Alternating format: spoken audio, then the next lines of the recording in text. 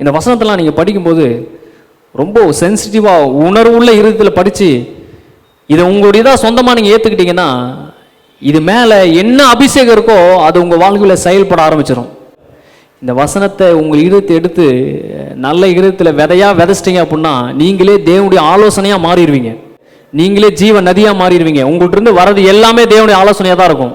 தேவனையும் இந்த ஆலோசனைகள் எனக்கு எத்தனை அருமையானவைகள். ஆலோசனையை கேட்கும் பொழுது எவ்வளோ பிரச்சனையான நேரத்திலையும் ஈஸியாக எஸ்கேப் ஆகி வெளியே வர்றதுக்கு உங்கள் ஆலோசனைகள் என்று இருக்குது. இத்தனை பேர் நீங்கள் வழி நடத்திருக்கீங்க. இத்தனை பேர் இந்த வேதத்தில் நான் பார்க்கும் பொழுது அவங்க வாழ்க்கையில் நீங்கள் செஞ்சதெல்லாம் வச்சு நான் படித்து இதை விசுவாசிக்கும் பொழுது ரொம்ப ஆச்சரியமாக இருக்குது. அவைகளின் தொகையை என்ன போனால் அது கடற்கரை மணலை போல நிறையா இருக்காமா. அவனால் எப்படி சொல்ல முடியும்னு தெரில.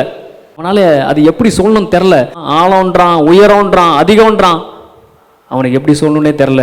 ஏன்னா அது சொல்ல முடியாத அளவுக்கு அது பெருசாக இருக்குது.